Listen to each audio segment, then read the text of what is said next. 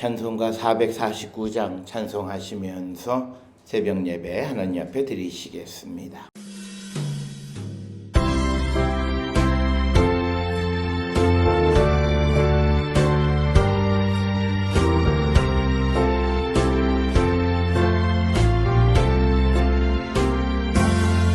예수 따라가며 복음 순종하며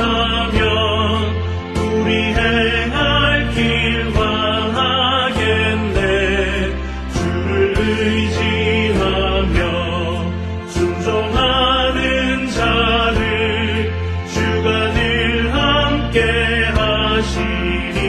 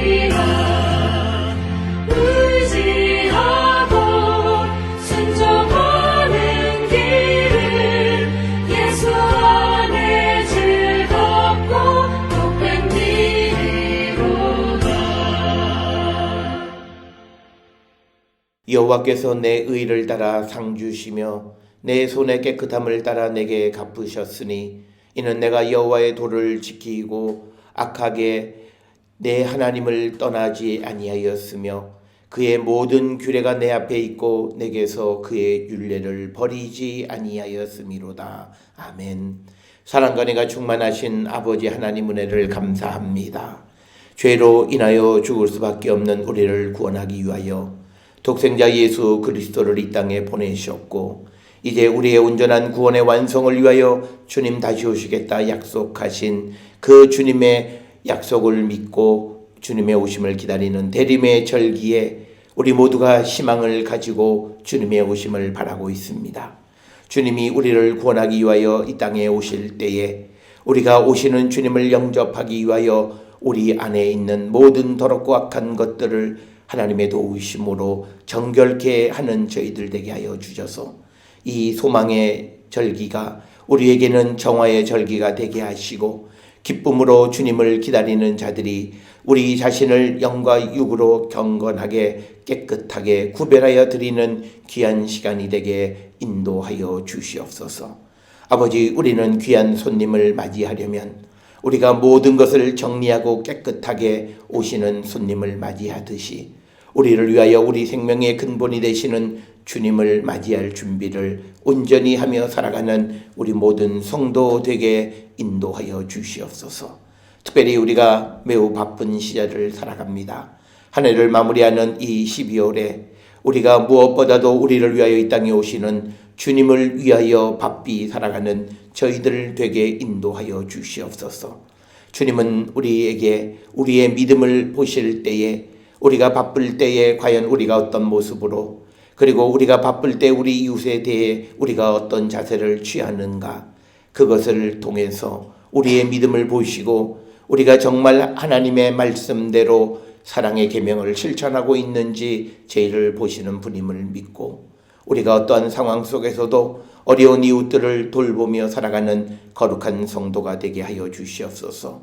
제사장이나 레위인들처럼 자신의 일이 바쁘다 하여 아버지 생사를 오가는 그 어려움에 있는 이웃을 돌보지 않았던 그런 종교인들의 모습이 아니라 자기의 갈 길이 바쁘지만 그러나 고통 가운데 있는 이웃을 돌보는 선한 사마리아 사람, 진정한 참 이웃이 우리의 모습이 되게 우리를 인도하여 주셔서 우리를 이 땅에 보내시고 이 땅을 구원하기 위하여 주님 우리에게 능력 주시고 또 우리에게 은혜를 베풀어 주시고 때로는 우리에게 성령의 능력 안에 살아가는 자들이 되게 하셨을 때에 이 모든 받은 바 은혜를 통하여 하나님께 크신 영광 돌리며 주의 뜻을 이루어가는 우리 모든 성도 되게 하나님 인도하시고 복내려 주시옵소서. 아버지, 우리에게 주어진 사명이 있습니다.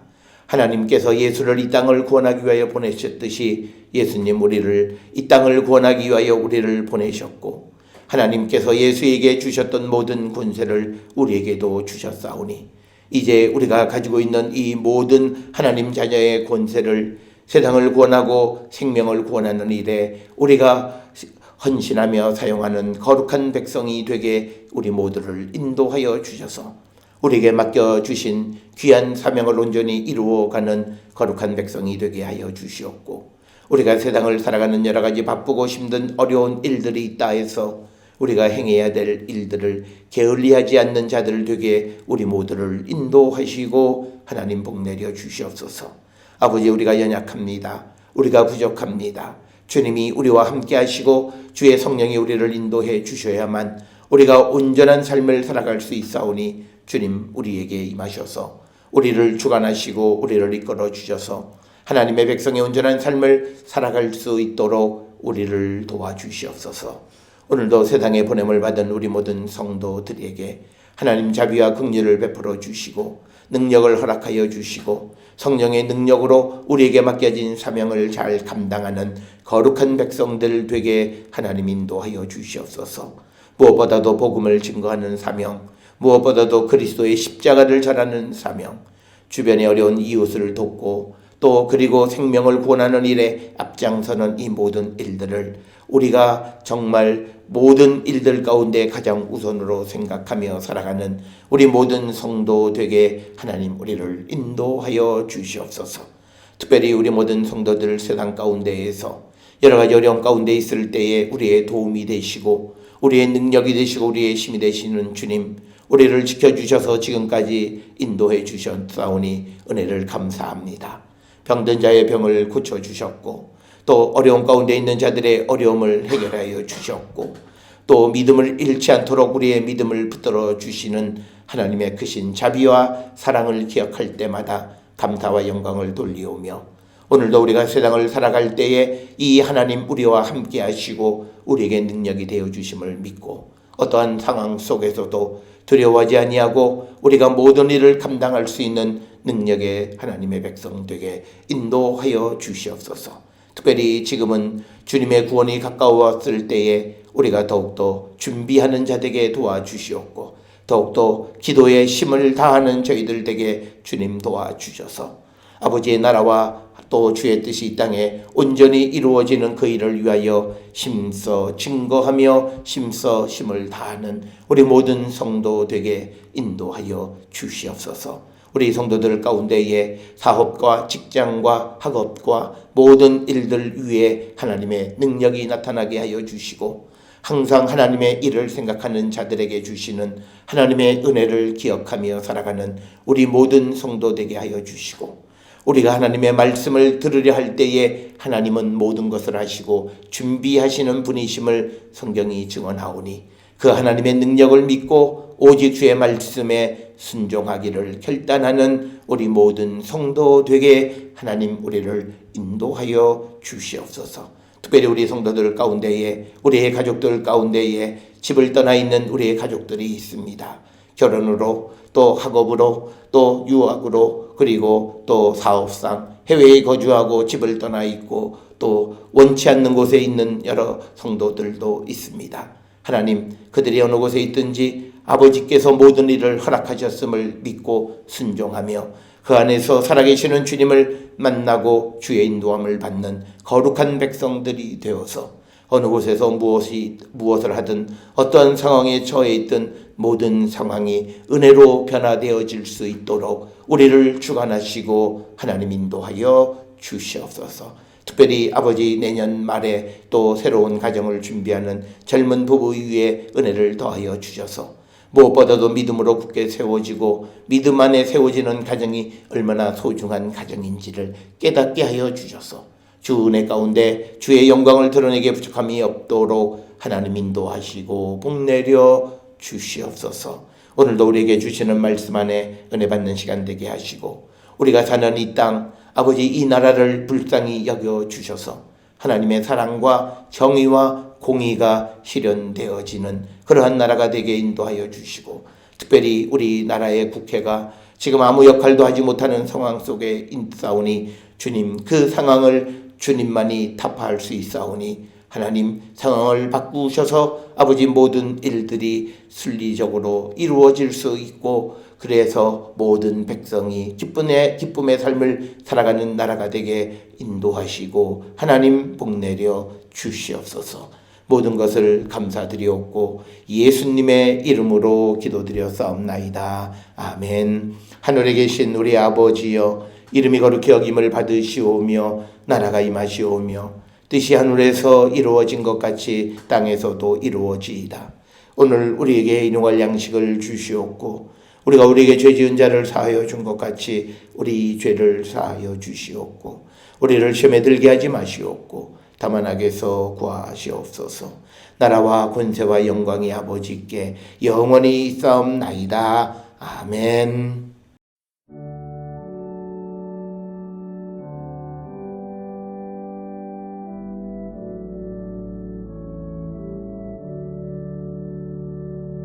우리 기도를 들어주시고 주님의 평화를 내려주소서.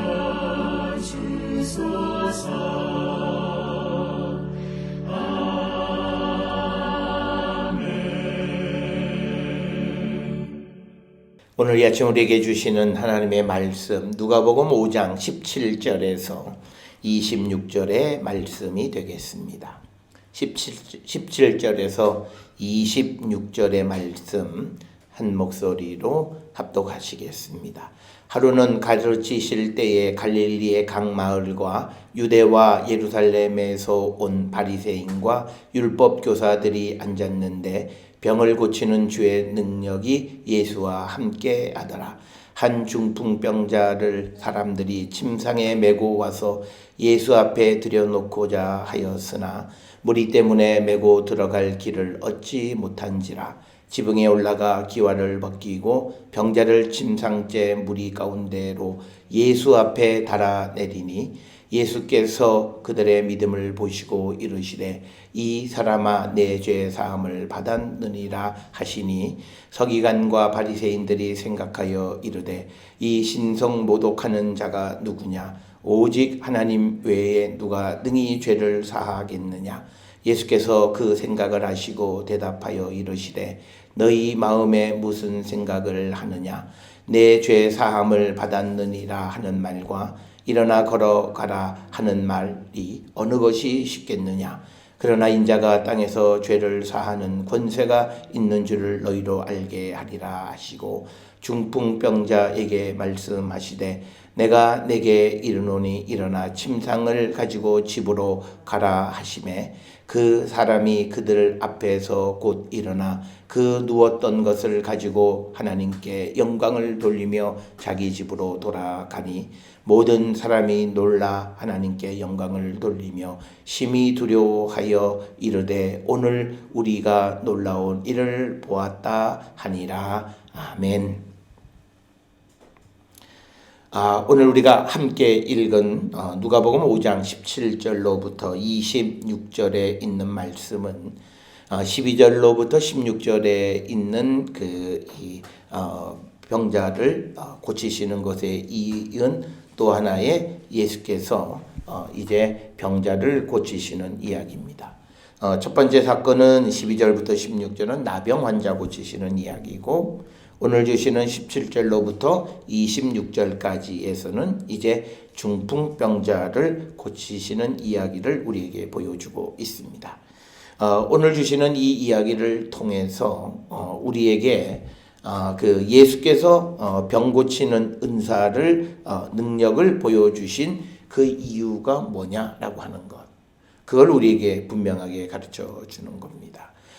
우리가 서두에서도 말씀을 드렸듯이 12장 16절이나 17장 26절이나 이 두 가지 병 고치는 사건을 통해서 이제 예수님의 권세를 우리에게 보여주시는 것이다 라고 하는 것, 그것을 우리에게 가르쳐 주신 것이고, 특별히 이 예수님은 하나님께로부터 보냄을 받은 그리고 하나님의 아들로서의 권세를 가지시고 있는 분이기 때문에 예수께서는 어떤 율법의 제한을 넘어서시는 분이라는 사실을 우리는 꼭 기억하셔야 됩니다. 우리는 예수님은 하나님께로부터 보냄을 받으신 분이다라고 이야기하면서도 그 예수님을 율법의 테두리 안에 가두어 두려고 하는 그런 생각 속에서 우리가 성경을 보면 안 된다라고 하는 거죠. 그래서 많은 사람들이 예수님의 행적에 대해서 그 율법의 이 구약에 있는 율법의 내용을 가지고 예수님의 행적에 이의를 제기하거나 의아하게 생각하는 모습은 아직 예수님이 누구이신가에 대한 온전한 고백이 부족한 겁니다. 오늘 주시는 이 본문의 말씀 17절로부터 26절에서도 이 누가복음을 기록하신 분은 이제 이 누가복음을 읽는 사람들에게 선택을 요구하십니다. 첫째, 그 선택은 뭐냐면 예수님이 신성모독자이냐 아니면 하나님께로부터 보냄을 받은 권세 있는 자이냐. 이 선택에 따라서 예수께서는 하나님의 아들로서 세상에 보냄을 받은 자로서 하나님이 하시는 모든 능력을 다 하실 수 있다고 생각하면 예수님이 말씀하시는 내 죄의 사함을 받았느니라라는 말이 아무렇지도 않는 거예요. 그런데 예수님을 그렇게 이해하지 못하는 사람은 아니 예수가 어떻게 자기가 죄를 사한다는 말을 하느냐라고 하면 당시의 서기관이나 바리새인과 다르지가 않다라고 하는 거예요. 오늘 우리가 복음서를 보면서 예수님이 이 활동하셨을 때 당시에 서기관들이나 바리새인들이나 그런 유대 사람들이 하나의 예수님의 활동에 대한 하나의 반응을 전해주는 사람. 어떻게 보면 오늘 우리를 대신해서 2000년 전에 예수님의 행적에 대해서 반응하는 사람으로 어떻게 보면 또 관객의 입장으로 기록이 되어 있는데 그 모습과 오늘 우리의 모습이 달라야 됨에도 너무나 유사하다라고 하는 거예요. 그런 유사함을 가지고 있다라고 하는 것은 아직 우리가 예수님이 누구인지를 알지 못하는 거고 당시 이 서기관과 바리새인들이 구원을 받지 못했던 것과 같이 오늘 우리가 예수를 믿는다고 하지만 우리가 구원과 거리가 먼 사람은 아닌지 우리 자신들을 성찰해 봐야 한다라고 하는 것. 그래서 오늘 우리가 주시는 말씀은 어저께 우리가 보았던 12절에서 16절에서도 예수님은 나병 환자에게 피하지 않고 그에게 손을 대시면서 율법의 한계를 넘어서는 권세와 능력을 보여주셨고, 또 오늘 주시는 이 본문의 말씀에서도 예수님 스스로도 말씀하세요. 죄 사함을 받았다 하는 말과 일어나 걸어가라고 하는 말 중에 어느 게 더 쉽냐? 일어나 걸어가라는 말이 훨씬 더 쉬움에도 불구하고 예수님이 문제가 될 줄 아는 내 죄 사함을 받았느니라 라고 하는 그 말을 하시는 이유, 이것은 예수님의 능력, 예수님의 권세는 율법의 테두리에 예수님을 가둬둘 수 없다라고 하는 사실을 우리에게 깨닫게 하시는 것. 그래서 이제 앞으로 예수님의 행적에 관해서, 예수님이 하시는 모든 일들에 관해서 우리가 취해야 할 자세는 오늘 주시는 5장 17절부터 26절의 이 사건을 신성모독으로서가 아니라 하나님께로부터 보냄을 받은 자로서 죄 사하는 권세를 가지신 그런 분으로 우리가 주님을 이해하고 그 주님을 그렇게 영접할 때 우리의 믿음은 온전한 믿음이 된다. 오늘 우리가 세상을 살아가면서 믿음 생활하는 사람들도 예수님을 영접했다고는 하지만, 그런데 율법의 범주 아래 놓여 있는 예수님의 모습으로 예수를 영접한 사람들이 너무나 많아요. 그래서 우리가 은혜를 강조하고 복음을 강조하면서도 우리는 율법의 테두리 아래에 갇혀있는 사람들, 예수님이 누구이신지를 정확하게 우리가 인지하지 못한 사람들, 그렇다면 우리의 모습은 오늘 여기에 등장하는 서기관 바리새인들과 별반 다르지 않다. 그래서 우리가 이 대림의 절기, 예수 그리스도가 이제 우리를 위해 오셨고 우리의 구원을 완성하기 위해서 다시 오신다고 말씀하시는 약속을 믿고 우리가 기다릴 때 과연 우리는 어떤 예수님을 기다리고 있는가? 그것을 우리가 한 번쯤 돌아보고 내 안에 있는 예수님의 표상이 정말 성경이 우리에게 제시해 주는 그런 표상인지, 아니면 뭔가 왜곡되고 찌그러진 그런 예수님의 모습은 아닌지 우리가 성찰해 봐야 되지 않나 생각을 합니다. 오늘 주시는 본문의 말씀 17절에 보면 어떤 날에 예수님이 갈릴리 온 마을에서 가르치시는데, 그때 유대와 예루살렘에서 바리새인 율법 교사들이 예수에 관한 소문을 듣고 와서 앉았습니다. 우리가 잘 아는 이 바리새인이라고 하는 것은 예수님 당시에 유대인들은 크게 바리새인, 사두개, 에세네, 그리고 열심당, 젤롯, 이렇게 해서 4개의 그룹이 중요한 어떤 종교 집단입니다. 그 중에서 이 바리새인이라고 하는 건 제사장은 아니고요. 이 사람들은 평신도 운동이에요. 그런데 이 사람은 모세의 율법에 의해서 종교적 전통을 지켜가려고 하는 거예요. 그러니까 이 사람들은 율법의 한계를 벗어나지 못하는 거예요. 그래서 예수께서 죄 사함을 받았다라고 얘기했을 때 21절에서 이 바리새인들이 신성모독이라고 탁 튀어나오는 거죠. 왜냐하면 구약 성경에 기록되어 있는 것은 하나님 이외에는 죄를 사하는 권세가 없다, 이렇게 되어 있는데, 이 예수님을 하나님의 아들, 하나님께로부터 보냄을 받은 자, 하나님의 능력을 그대로 가지고 계시는 분이라고 하는 인식이 없으니까 예수가 하시는 모든 것을 율법의 테두리 아래에서 예수님을 신성모독한 자로 이제 예수님을 고발하게 된다라고 하는 겁니다. 따라서 우리가 나는 예수님을 어떻게 인식하고 있는지라고 하는 것을 우리가 정확하게 알아야 될 이유가 바로 거기에 있고, 그래서 17절에 온 지역에서 바리새인, 율법교사들이 앉았는데 예수님이 병을 고치는 주의 능력이 예수와 함께, 여기서 말하는 주의 능력은 하나님의 능력이 예수님에게 임했다라고 하는 겁니다. 자, 우리가 늘 말하는 말이 있어요. 임마누엘, 예수님 우리와 함께 하신다.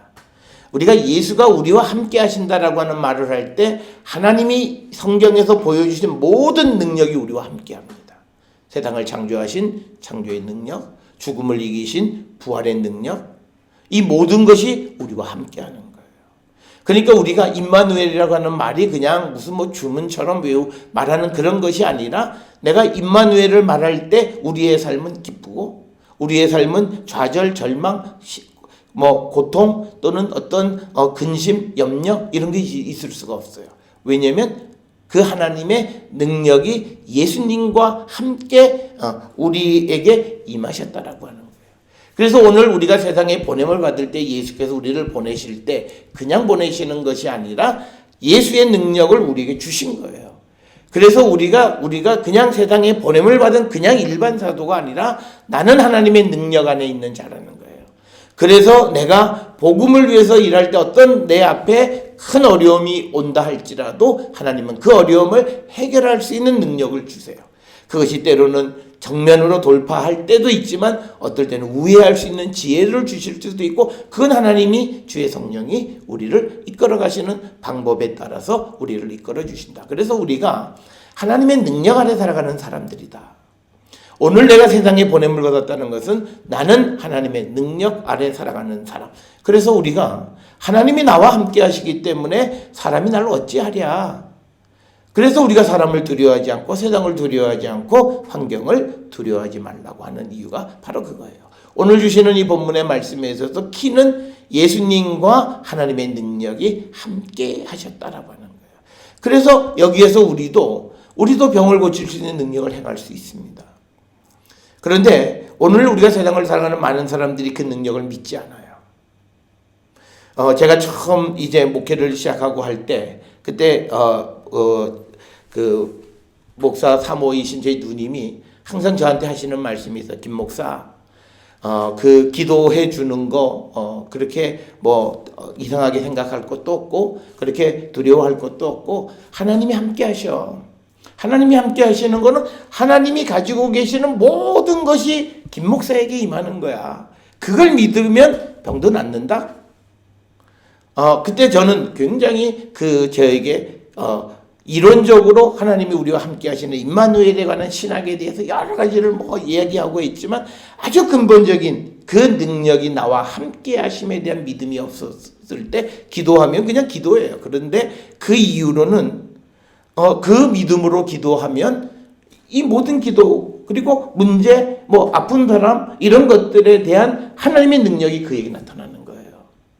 그러니까 그건 내 능력이 아니에요. 내 안에 계시는 주님이 하나님의 능력이 임하시는 거예요. 그래서 우리가 어려운 가운데 있는 사람들을 위해서 기도해주고 그를 위해서 중보하고 하는 그것은 그냥 나의 힘을 보태는 게 아니라 하나님의 능력을 더하는 것이라는 거예요. 그래서 우리가 오늘 주시는 말씀에서도 주의 능력이 하나님의 능력이 예수와 함께 하셨듯이 오늘 이 땅을 살아가는 자들 하나님의 보냄을 받아 세상을 향해 나가는 자들인 우리에게도 이 하나님의 능력이 함께 하시면 우리도 병을 고칠 수 있고 모든 문제를 해결할 수 있는 그런 능력 있는 하나님의 백성임을 우리는 잊지 않아야 돼요. 이것에 대한 자의식이 굉장히 중요하다는 거예요. 그래서 우리가 항상 그런 마음으로 기도하는 자가 되어야 되고 특별히 우리 기장은 이런 뭐 치유 기도 이런 거 잘 안 해요. 그래서 어떤 분들이 환자가 생겨도 뭐 기도할 생각도 안 하고 그래서 같은 교회 우리 그 노예에 있는 목사님한테 환자가 이제 암으로 그런데 이게 참 어떻게 해야 될지 뭘 어떻게 하냐고. 다른 성도들이 기도 안 하면 목사라도 그를 위해서 기도하면 하나님의 능력은 나타난다. 그래서 그 성도들이 그 모습을 보고 그들도 기도할 수 있게끔 인도하는 게 목사의 사명이 아니냐. 그래서 그 교회도 기도를 하고 또 그렇게 열심히 기도하는 모습들. 그래서 우리가 그냥 하는 기도가 아니라 주의 능력이 우리와 함께 하신다는 거예요. 그래서 우리 말에 권세가 있는 건 바로 그거예요. 주님이 우리와 함께 하시기 때문에 우리가 하는 말 한마디는 그냥 하는 말이 아니라 능력 있는 말이라는 거예요. 그래서 우리가 이 자의식을 분명히 가지고 우리가 오늘도 세상을 향해 나가는 자들이 되어야 하고 예수님도 하나님의 능력이 예수님과 함께 하셔서 병을 고치셨다라고 하는 겁니다. 그래서 그렇게 소문이 나니까 이제 18절 19절에 보면 담대한 믿음을 가진 사람이 있어요. 한 중풍병자를 사람들이 침상에 메고 와서 예수 앞에 들여놓고자 하나 그 무리 때문에 들어갈 길을 얻지 못한지라 지붕에 올라가서 기와를 벗기고 병자를 침상체 무리 가운데 예수 앞에 달아내렸다라고 하는 겁니다. 오늘 주시는 18절 19절에도 중심 단어가 하나 있어요. 예수 앞에.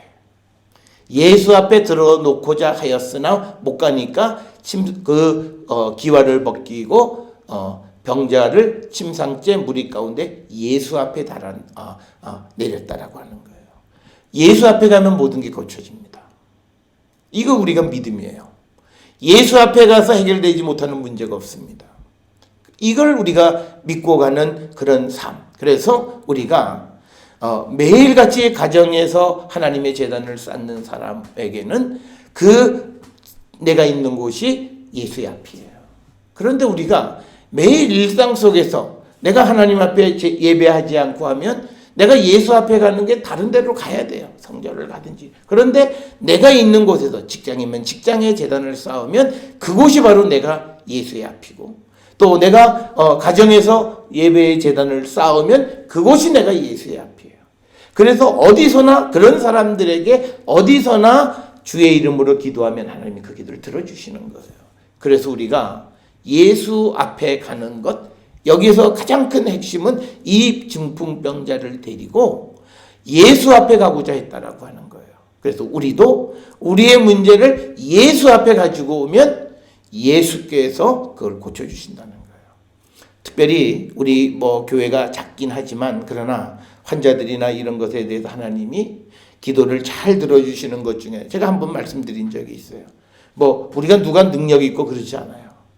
특별히 우리는 교회가 작기 때문에 모든 문제가 오면 항상 예배 시간에 그 주제를 하나님 앞에 드려요. 굉장히 중요한 겁니다. 그래서 작은 교회들이 갖는 장점은 바로 그거예요. 큰 대형 교회 몇만 교회는 그럴 수가 없어요. 그런데 작은 교회의 특징은 내 문제를 하나님 앞에 올려요. 그러면 그 문제는 하나님이 해결해 주셔야만 해요. 항상 내가 주님 앞으로 가져가는 모든 것에 대해서 하나님은 해결해 주시는 분이고, 어떤 방법으로든 문제를 해결해 주세요. 그 사람이 어떤 사람이냐를 따지지 않고 해결해 주세요. 그리고 나중에 그 사람을 다시 만드는 건 그건 하나님이 하시는 문제이지, 그 기도를 하나님은 응답해 주시는 거다. 그래서 저는 많은 목회자들에게 교인들의 기도하는데 이렇게 고상하게 요약 그런 거 필요 없다. 내가 가장 소중하고 우리 공동체의 가장 중요한 기도 제목을 하나님께 드리면 하나님은 그 기도를 들어주신다. 그래서 우리가 환자가 생겨서 그 환자가 다 나았다고 할 때까지 우리 교회의 모든 예배의 시간에는 그것을 하나님 앞에 드릴 때 하나님은 응답해 주신다는 거예요. 그래서 오늘 주시는 18절 19절에 예수 앞에 가져간다는 거예요. 그랬을 때 그가 죄사함을 받고 나음을 입었다라고 하는 거예요. 그러니까 우리가 어떤 경우에도 나는 예수 앞에 가고자 하는 그 시도. 그래서 오늘 주시는 18절 19절에 있는 말씀에 여기에 핵심은 이들이 예수 앞, 그러니까 뭐예요? 예수님이 이제 병 고치는 은사를 베푸시면 사람이 버글버글해요. 그래서 더 이상 뚫고 들어갈 수가 없어요. 그러면 예수님은 그곳에 가지 않고도 고칠 수 있는 능력이 있는 분이에요. 어느 곳에 있든지 간에 상관이 없어요. 그런데 특별히 이 18절 19절의 이 중풍병자를 메고 온 사람들의 믿음의 핵심은 뭐냐면 예수 앞이 능력이 있다고 믿은 거예요. 오늘 우리도 그 믿음을 가지셔야 돼요. 예수 앞에 갈 때 예수 앞에 예수님의 능력은 우리의 모든 것을 해결해 주시는 능력의 장소라고 하는 사실을 우리가 꼭 믿고 주님 앞으로 갈 때 주님은 우리의 모든 문제를 해결해 주시는 분이시다. 그래서 오늘 주시는 18, 19절에 이 사람들의 믿음을 주님은 대단하게 보신 거예요. 그래서 예수 앞에 간다라고 하는 말에서 예수 앞에 가는 이유는 예수님에게 능력이 있음을 믿은 거예요. 예수 앞에 가면 낫는다라는 거예요. 그 믿음을 보고 이제 예수께서 그들의 믿음을 보셨다라고 하는 거예요. 그 믿음의 핵심은 지붕을 뜯고 그게 아니라 예수 앞으로 가고자 하는, 예수님 앞에 가면 문제가 되고 병자가 나을 수 있다라고 하는 그 믿음. 오늘 우리도 이 믿음을 가지셔야 돼요. 예수님 앞에 가면 모든 문제가 해결되어질 수 있다라고 하는 그 믿음을 가지고 주께로 가면 주님은 그 사람의 근본부터 해결해 주신다는 거예요.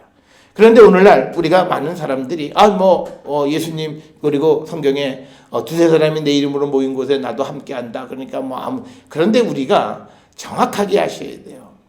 우리가 정말 일상 속에서 하나님을 그렇게 열심히 주님을 찾는 경우가 별로 없어요. 그렇기 때문에 우리가 성전에 모이고 하나님의 집으로 달려와서 기도하고 하는 이유는 바로 그거. 바로 그 모습, 그 정성 속에 그 믿음을 보시고 예수님은 그들의 문제를 해결해 주시는 거예요. 그래서 오늘 주시는 본문 20절에서 내 죄 사함을 받았다. 그러니까 근본적인 치유를 해 주시는 거예요. 오늘 주시는 본문에서 우리가 18절에 중풍병자라고 되어 있는데 이 사람은 다리를 쓰지 못하는 그런 환자입니다. 그러니까 걷지 못하는 거예요. 그래서 침상에 누워서 이제 사람들이 그를 데리고 예수 앞에 왔을 때 유대인들의 생각에 그런 질병은 죄 때문이다라는 생각이 우리가 신명기서에 보게 되면 우리가 하나님 앞에 범죄하면 질병을 얻게 되는 것들이 있어요. 그런 속에서 예수님은 이제 그의 육신의 병을 그냥 단순히 표면적 치료로 끝나는 게 아니라 근본적으로 병의 원인이 되는 죄 문제를 다루시는 거예요. 오늘 우리에게 예수님은 겉에 보여지는 질병이라고 하는 문제를 해결해 주시기 위해서 오신 것이 아니라 그 문제의 근본이 되고 뿌리가 되는 근원이 되는 우리의 죄 문제를 해결해 주시는 분이시다. 그래서 우리가 예수님 앞에 가면 주님은 우리의 죄를 사해 주시고 그리고 우리에게 새로운 생명의 길을 열어주시는 분이심을 우리에게 보여주고 예수님에게 이 권세가 있다라고 하는 것을 우리에게 보여주는 거고요. 그래서 우리가 믿음 생활에 이 권세가 예수님에게 있다라고 하는 것을 믿는 자들은 나음을 입는 거고요. 예수 하지만 예수님이 죄사하는 권세와 그것을 통해서 우리를 고쳐주시는 능력이 있다라고 하는 것을 믿지 못하고 율법의 테두리에 있으면 예수님을 신성 모독으로 생각하는 거예요. 오늘 우리가 세상을 살아가면서 같은 교회에서 똑같은 설교를 듣고 은혜 받는 사람이 있고 복 받는 사람이 있는 반면에 그 설교를 듣고 은혜가 생기지 않고 오히려 부정적인 믿음의 모습이 자라는 사람들이 있어요. 그러니까 바로 이 선택이에요. 어떤 선택을 할 거냐? 예수님을 내가 율법의 범주 안에 있는 신성을 모독한 분으로 볼 거냐? 계명을 어긴 사람으로 볼 거냐? 아니면 하나님의 아들로 세상에 보냄을 받은 자로서 그 율법의 한계를 넘어서는 능력을 가지고 권세를 가지신 분으로 볼 거냐? 거기에 따라 그 사람의 믿음은 달라지는 거고 오늘 우리에게 요구하는 것은 예수님은 그 율법의 한계를 넘어서는 권세를 가지고 계시는 분임을 우리에게 가르쳐 주는 것. 그래서 오늘 주시는 본문의 말씀에서 예수께서 이제 사람들이 예수님이 신성 모독을 했다. 율법으로 보면 그거예요. 하나님만이 그 죄를 사할 수 있는데 자기가 죄 사함을 선포하는 일을 하니까 신성 모독이다. 그런데 이런 생각을 하게 된 가장 큰 이유는 예수님이 누구인지를 몰랐기 때문이에요. 즉 하나님의 아들. 그래서 예수님이 세례받으실 때에 그 하늘로부터 이는 내 사랑하는 아들이라고 하는 음성은 대단히 중요한 거예요. 우리가 소위 기독론에서 예수님이 누구냐? 하나님의 아들로서의 예수 그리스도. 이걸 우리가 시인하고 이 예수 그리스도의 하나님의 아들의 인자일 뿐만 아니라 하나님의 아들로서의 예수 그리스도를 우리가 믿을 때 우리의 믿음이 온전한 믿음이 된다는 거예요. 그래서 이 사람들이 예수님에 대해서 좋지 않은 생각, 신성을 모독했다라고 하는 그런 마음의 생각을 품는 것을 보시고 내가 죄사함을 받았다라고 하는 것과 일어나 걸어가라는 말이 훨씬 쉬운 줄 알지만 그럼에도 불구하고 죄사함을 받았다라고 말하는 이유는 24절에 나와 있습니다. 인자가 땅에서 죄를 사하는 권세 있는 줄을 너희로 알게 하리라. 이래서 여기서 예수님은 하나님의 아들, 하나님의 권세를 받으신 분임을 선언해 주는 겁니다. 그래서 중풍병자에게 말씀하시되 내가 너에게 이르노니 일어나 너의 침상을 가지고 집으로 가라. 이렇게 다시 얘기하시는 거죠. 그러니까 처음에는 죄 사함을 받았다라고 얘기하고 그 다음에 다시 한번 침상을 들고 일어나라는 거죠. 그러니까 예수님이 우리에게 주시는 것은 근본으로부터 해서 나타나는 현상을 치료해 주시는 분이시다는 거예요. 그래서 그 사람이 25절에 일어나서 누웠던 그 상을 메고 이제 하나님께 영광을 돌리고 자기 집으로 갔다. 특별히 누가복음에서 강조하는 게 있습니다. 하나님의 은혜로 예수님의 치유의 은총으로 병을 나은 사람들이 반드시 해야 될 건 뭐냐면 하나님께 영광 돌리는 거예요. 이건 누가복음이 특히 다른 복음서에 비해서 강조하는 말씀 중에 하나예요. 그래서 오늘 주시는 25절에서도 보면 하나님께 영광을 돌리고 자기 집으로 돌아갔고, 그래서 그것을 본 모든 사람도 놀라며 하나님께 영광을 돌리고 심히 두려워하여 이르되 오늘 우리가 놀라운 일을 보았다. 그래서 예수께서 이적을 베푸시는 것이 그것의 몇몇 사람들만이 아니라 모든 사람이 그 영광을 하나님께 돌리게 하는 목적이라는 거예요. 예수가 이 땅에 오셔서 세상을 구원하시는 것은 이 세상 모든 자들이 하나님을 영화롭게 하고 하나님께 영광을 돌리는 그 세상을 만들기 위해서 이 땅에 오셨고, 그 말을 우리는 쉽게 세상을 구원하기 위해서 이 땅에 오셨다, 이렇게 말씀을 합니다.